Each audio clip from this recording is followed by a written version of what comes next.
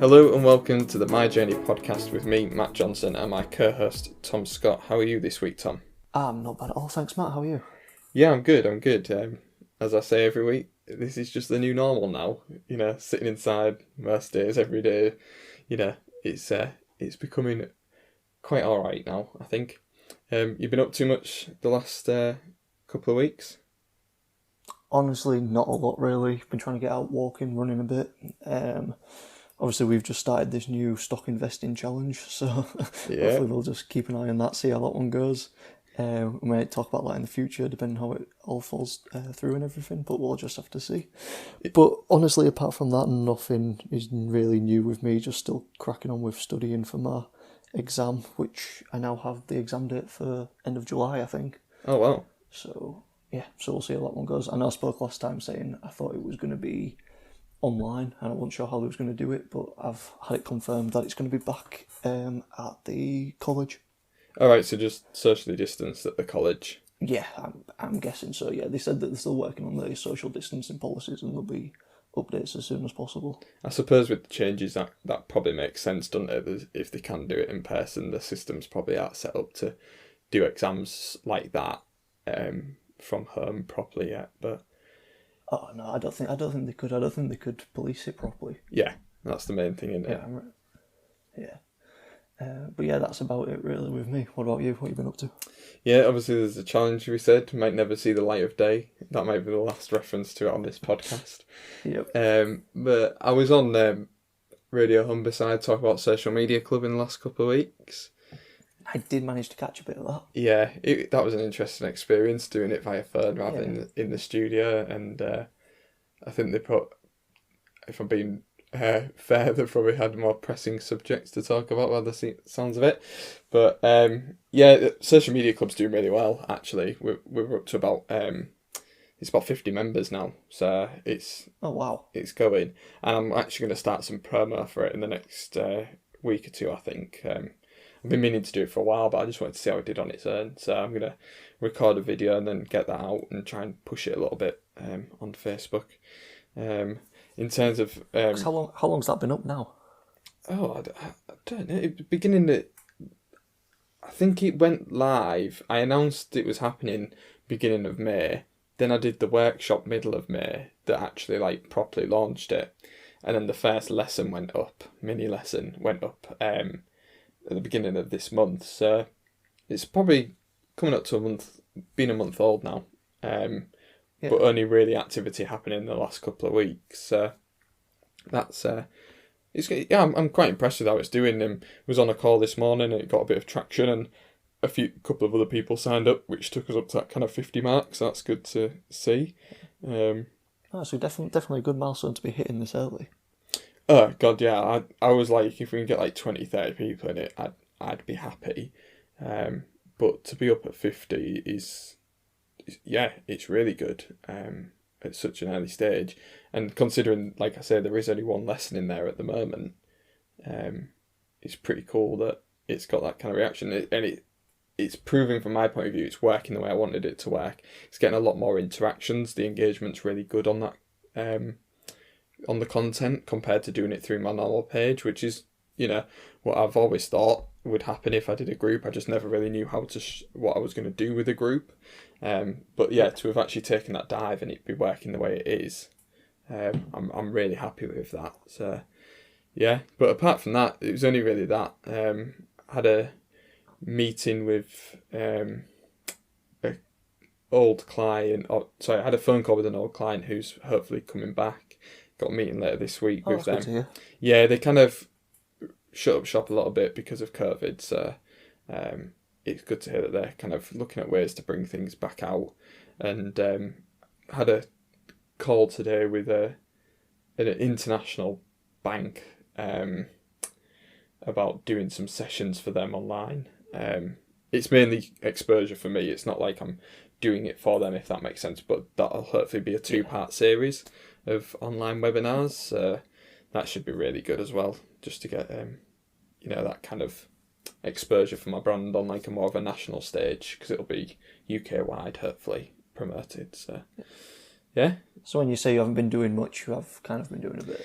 Yeah, it just feels odd because I think I spoke about last time about like how I'm reworking my weeks, and I, I was saying this last night. I was out on a walk with my dad, and um, I've reworked my week. So like now Mondays are my day. I'm normally sat at the dining room table, the desk, but I'm not as stuck to it, and I'm doing more like creative stuff and like the challenge we started on Monday, and I'm looking at ways to improve this podcast and bits like that. And then on a Wednesday, my mum works in a school in the offices, and she's back in now on a Wednesday. So actually, during the week, it feels really odd because from going from 5 days a week sat at the desk working, I don't know what I was doing, but I was working every day. To now, I'm really at my Yeah. desk 4 days a week, and one of them days, the person that's always sat opposite me isn't there. So it feels like, just feels a lot less structured this last couple of weeks. But I've actually quite enjoyed it because it does feel like I've got more. The thing I liked about working in the co-working space was I had a lot more freedom and it felt a lot more relaxed and kind of fluid. Like you came and went as you wanted to. You didn't feel like you were chained to a desk. Um, Yeah. and I didn't have that at the beginning of COVID. I felt like I was kind of chained to that dining room table, like I had to be there. But actually, I'm starting to get that fluid kind of way of working back, which is really good. I really like that. That's good to hear. So I don't know about you, but I think we should maybe get straight into the main topic today. Yeah, sounds good.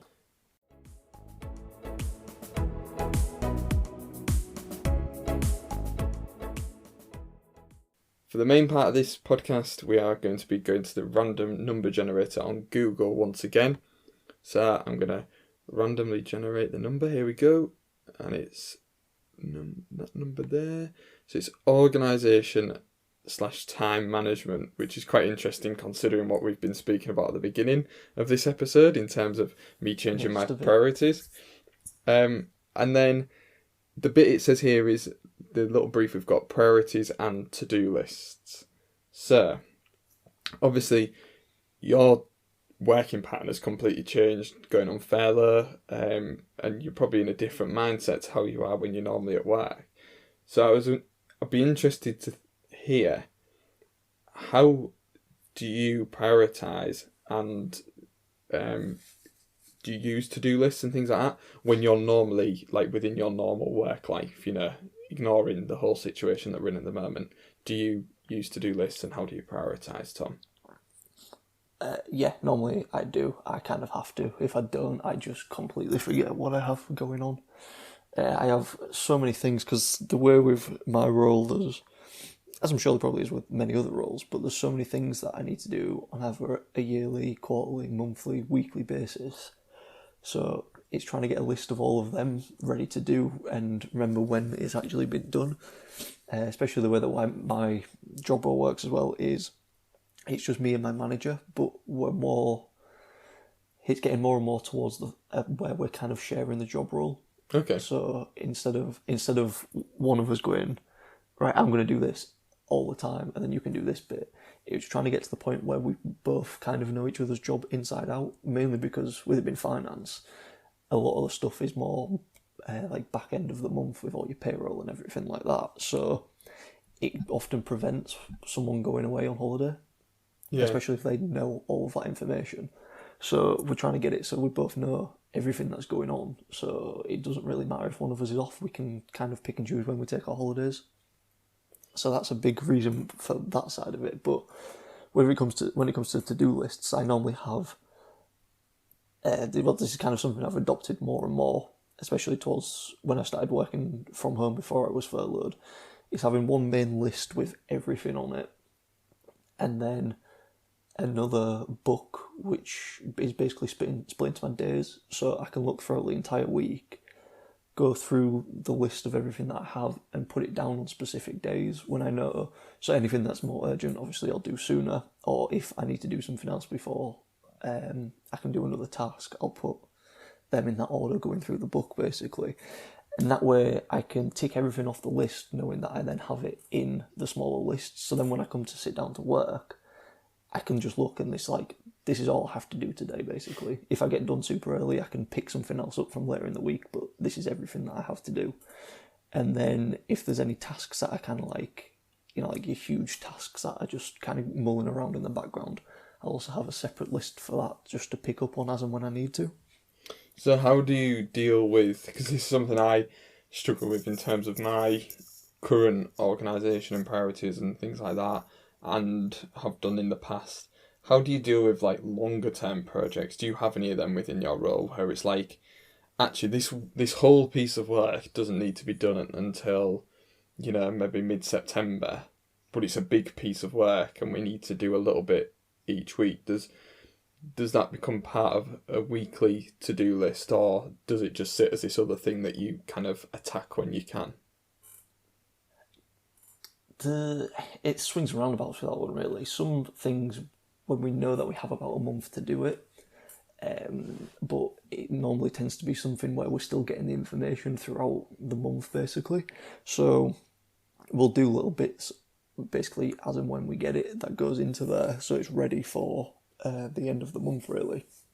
But with regards to most of the bigger projects I'll work on or have worked on, it's normally an idea that I've come up with or someone else has come up with on changing a way we do something already, or creating either a new form of spreadsheet or anything like that that will improve how we do things going forward. Yeah. So a lot of that doesn't massively have any form of time to it. It's more whenever it's done, it can probably make things a lot easier, but getting the stuff done in the first place is more important than looking at ways to improve it, if that makes sense. Oh yeah, definitely. What I used to do was like, I might want to update my website or something like that, and actually it's quite an important job, but it never has to be done this week. It can always be done next week. So what I would do is look quite far ahead and then almost book out a day or book out an afternoon, like way in advance. So I knew that was the time I was going to do that job, no matter what. Yeah, that's when you're going to sit down for it. Yeah, not like this week when I can try and knock it into next week, like a couple of weeks ahead. And then when I'm planning that week, that's already in there, like a meeting or something, it's already there. I don't want to move it. And then it just gives me that time to actually sit down and do it, because I used to have almost within my to-do list 2 lists, and it would be like the stuff that needs doing this week and then the ongoing tasks. And the ongoing tasks just used to get longer and longer and longer. I never actually got any of them ticked off. So I just kind of started putting time aside to like actually concentrate on them properly, because otherwise the dirt get done. My follow-up question is, how do you, have you noticed anything at the moment in terms of when you've been furloughed, or even since lockdown, anything that's changed? Obviously we speak at the beginning about what have you been up to, and you say, oh not much, and stuff like that, but there must be little things that you're doing. How are you prioritising them? How are you finding that kind of side of things? It's definitely been a task I kind of writ off most of May, if not all of May. It was one of them months where you do just have a month of Sundays, and I literally did nothing with it. I probably spent more time sat down than anything, really. Yeah. Which was a shame, but it definitely gave me a bit of a stance to kind of kick myself up the arse a bit. And what I've been doing, just as little things, is each day I'm setting my alarm 5 minutes earlier. Okay. Probably until I get to about 7:30 or something like that, just to force me to get out of bed, because it was getting to the point where I could probably wake up about 9 o'clock, but it won't be till 10 o'clock that I get out of bed. Yeah. And by the time I've come down, had something to eat, like caught up on a little bit of news, got ready for the day sort of thing, you're looking at like 10:30, maybe even 11 sometimes if I've been really lazy with it. And most of the day feels like it's already gone. Yeah. Which I wasn't too happy about that. So, especially with all my studying at the minute, I'm trying to, because I have to log like the time that I do it with, I'm trying to do a minimum of an hour, but trying to push towards 2 hours a day. Okay, nice. Also been trying to pick up a few new skills as well, so just trying to devote a little bit of time to that, really. And then also just getting out and doing some form of exercise, or just a few weights, or just something else to kind of break the day up. I can't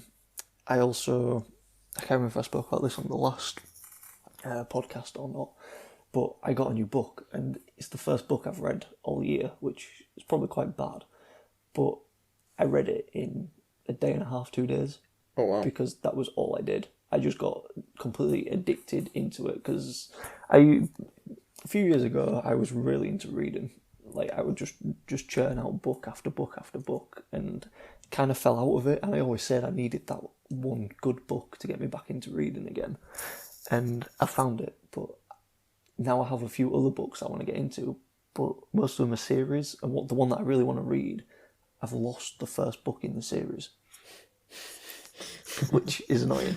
So I need to find that, and then I'm going to get back on that. But that's pretty much how most of my days are structured at the minute. The morning is kind of taken up with studying, a bit of personal development as and where I can, and then going into the afternoon, either doing something with my dad or doing a bit of exercise, chilling out in any form of way, especially if the weather's nice.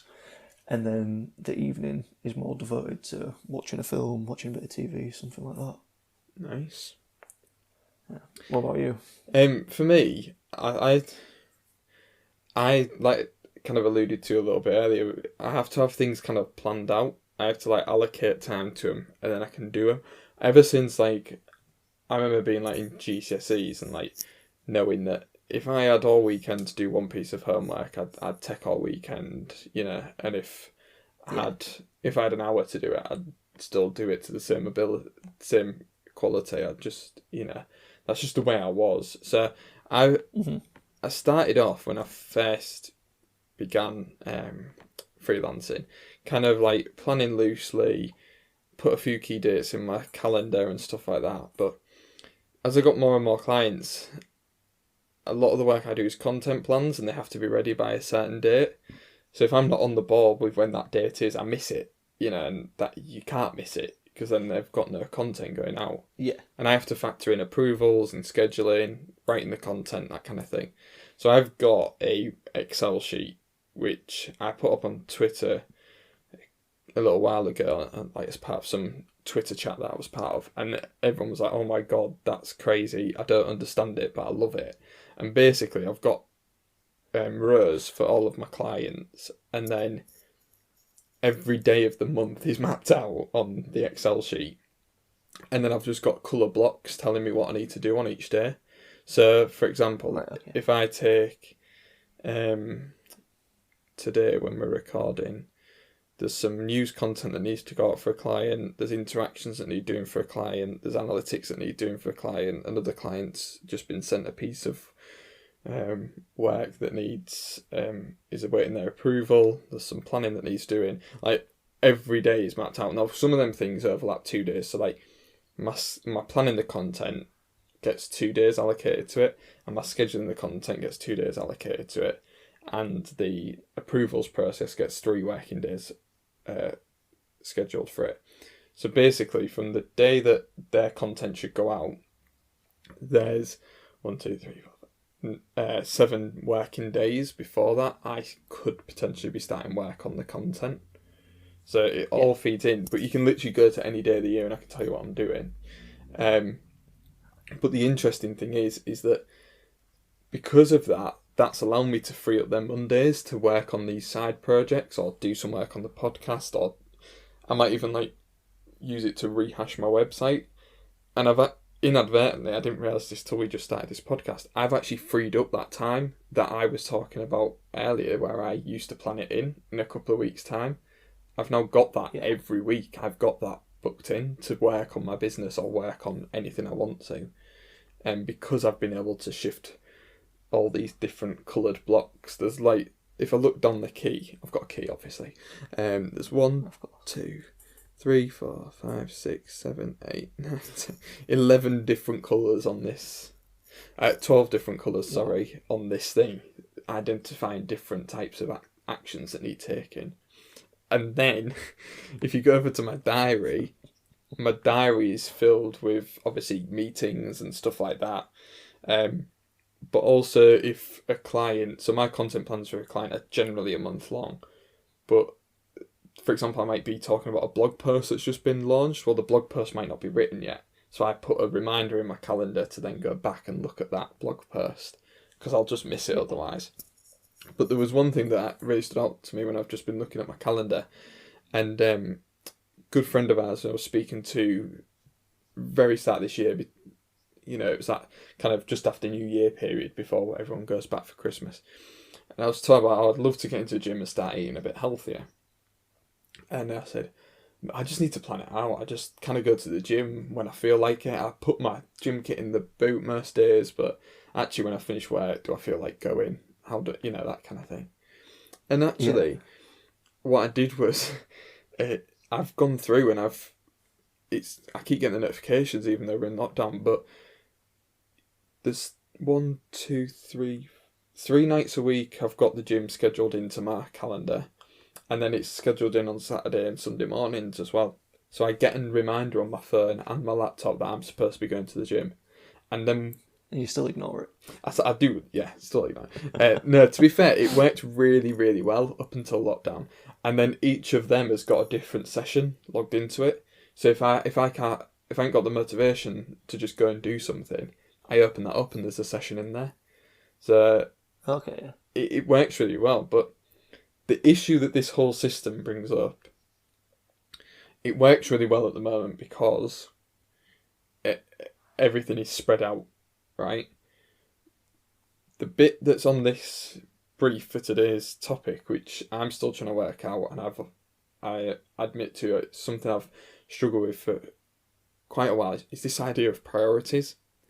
Now, because of the way I've set things out, and because of how I said earlier, I tend to get everything done and to a good quality. But on the rare occasions where there's too many things on my list, I find it really hard to prioritise. Because I just there's obvious things. There's obvious things, you know, like sending an invoice or getting the client's work out. Well, get the client's work out and send the invoice tomorrow. You might get paid a day later. That's it. It's not, you know. Yeah. But when it really does come down to it, like I've got a meeting to prepare for, I've got a presentation to finish, and I've got a client's work to do. It's them kind of areas where you go, well, I'll get the client's work done, but then that means my presentation isn't going to be as good, so then I don't get clients. And when they're all similar levels of priority, it's really hard to kind of distinguish between them and say, that's the way I'm going to do this. But the one way I've tried to combat that is, like I said, I've given myself multiple days to plan the content within this plan that I've got. So that if the worst did come to the worst and I couldn't get the client's content done, I've got another day to fall back on. But organisation, I'm pretty good at. Priorities, not so much. I used to have to when I worked for 2017, I used to sit down with my boss and go, right, here's all the jobs I need to do. Which ones shall I do? Because which ones do you want me to do? They all seem important to me, you know. And she was really good. She was really ruthless. Like, do this, tell them it's going to be late, tell them it's going to be delayed, do this, do that. We need to keep them happy. We need to keep, you know, that kind of thing. So it was really good. And as well, like, I think I'm almost too kind with some people. And if they say that's my deadline, I go, yeah, fine. Rather than going, well, why is it your deadline? Because 9 times out of 10, when you say that, people go, oh, well we just want it by then. Well, okay, can we move it? Can we move it back a day? You know, and that'll allow us you'll get a better quality product or whatever from us. But yeah, definitely priorities. So, as a final question around all of that, just for anyone listening that's looking for a few tips on the organisation and their time management, would you say majority, if not all of this, has just come from trial and error, just looking at what fits for you and just keep going at it until you find that right type of mixture? Yeah, I'm a real systems person. I love like a process. I love stuff like that. I love like, this is what you do. I used to do the same at school. Like, love the subjects where there was like set rules and less, you know, which is odd that I've gone into marketing because there aren't really any set rules. But what I find, one thing I've tried to make sure I do is when the systems I've used throughout my freelancing career and beforehand, they've worked at a certain point, and big strength and big positive is identifying when that no longer meets the requirements and you're going to have to change the system. Whether that's, I used to have a similar sheet, this is by days that I use at the moment. It used to be by weeks because I didn't have as many clients. Yes. And then one day I went and saw a client and they went, right, can we do it this week? And I went, yeah, that's fine. And when I got home, I was like, well, that clashes and there's nowhere else it can go because all of them weeks are full. And I was like, actually, that doesn't take up a full week. It takes up a couple of days. So then I spent a whole afternoon just reworking this whole spreadsheet so that it's now split out into days. But yeah, it's definitely trial and error. I know people have spoken about there's ways you can prioritise in terms of like helping your work-life balance.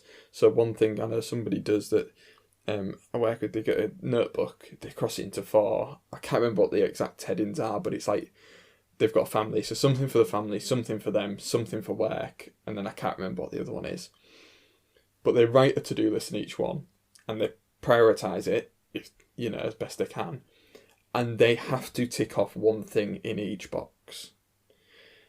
And that way, work doesn't get you don't get everything done for work. It's not like all the things for work are done, but you never get anything done for you or your family. You make sure that at least it's one thing off in each box. Then you can start working on, trying to get through all the things in one box or whatever. But until you've got one thing ticked off in each box, you can't touch the others, kind of thing. I think that's really good if you're struggling with balance rather than just priorities. But I don't suffer from that. I'm happy with just this as my way of doing things. Yeah. I did block out the weekends as well because I thought if I don't block out the weekends, I'll just colour them all in and end up working every weekend as well. Yeah. That makes sense. Well, hopefully, by listening to that, people have got something from it. I don't know about you, but I'd be interested to hear if anyone else has got any ways that they prioritise and manage their time. I think it'd be quite an interesting one. I reckon I'll put up a couple of screenshots when I release this episode of my management sheet, and people can take a laugh at that. But yeah, it would be good to hear from other people. Yeah, definitely. See what else is going on. See if people just have a nice, clean, plain and simple, or if it's full of sticky notes and colours and all sorts. Yeah, I can't be doing without that.